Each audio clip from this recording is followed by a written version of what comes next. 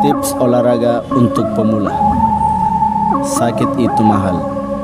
3 kata ini sering terucap oleh orang-orang yang baru saja menjalani rawat inap, apalagi operasi atau sakit lainnya. Untuk mencegahnya, Anda harus melakoni atau punya kebiasaan hidup sehat. Dengan begitu, penyakit tidak mudah hinggap begitu saja dalam tubuh kita. Gaya hidup sehat termasuk melakukan aktivitas fisik secara rutin seperti berolahraga. Kegiatan fisik yang satu ini memang sudah baking atau mampu menjaga kondisi kesehatan, meningkatkan kebugaran, bahkan memberi rasa kebahagiaan. Masalahnya, masih sedikit orang yang mampu rutin berolahraga atau sekedar bergerak seperti jalan kaki. Mereka pun masih malas.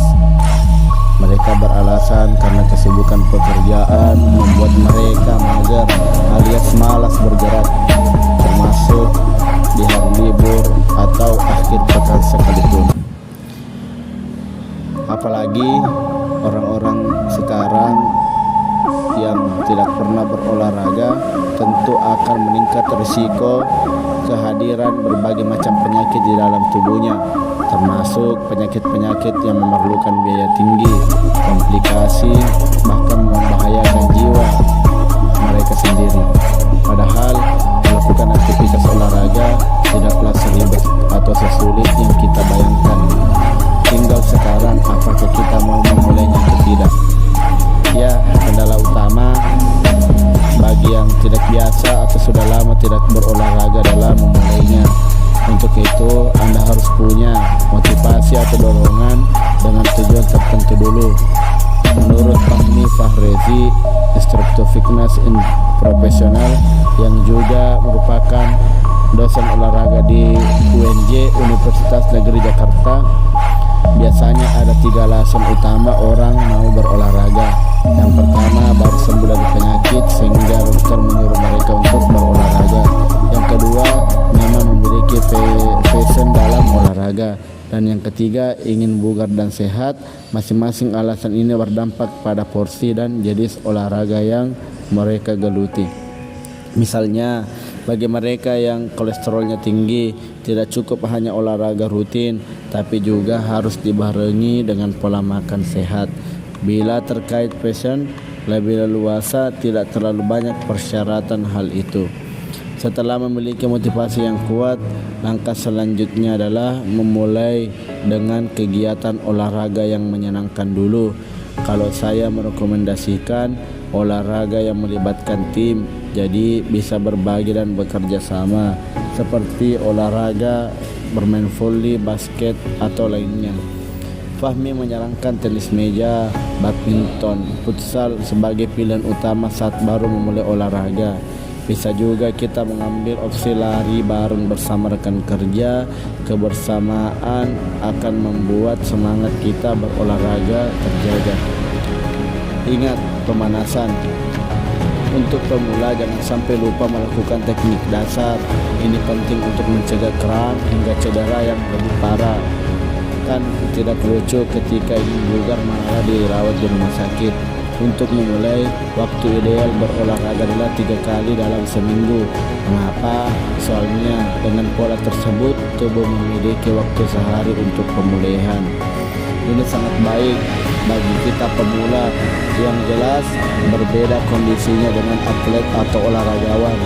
Bagi atlet, melakukan aktivitas olahraga setiap hari justru akan menjaga stamina sekaligus kebugaran tubuh mereka. Fahmi juga menjelaskan cukup melakukan selama 30 menit hingga 1 jam saja. Pembagiannya bisa 10 menit untuk pemanasan, 15 menit untuk menu utama, dan 5 menit terakhir untuk pendinginan. Atau bisa juga Anda membagi rata masing-masing 10 menit untuk setiap fase. Kalau masih berat, memulai olahraga secara langsung. Monika Kumalasari, praktisi olahraga sekaligus Managing Direktur PT Monika Kumalasari Sejahtera, memberikan saran awali dengan aktivitas yang ringan dan sederhana, yakni jalan kaki cepat selama 30 menit tanpa berhenti dengan kecepatan sedang sekitar 9 menit per kilometer. Namun, biasakan ada pemanasan dan ditutup dengan relaksasi. Dengan pembagian itu, maka tubuh akan lebih siap untuk melakukan olahraga secara teratur.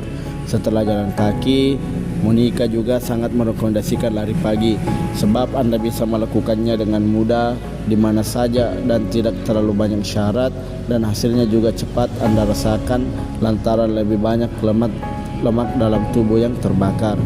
Bukan cuma lari yang terasa nyaman karena tubuh banyak menghasilkan endorfin.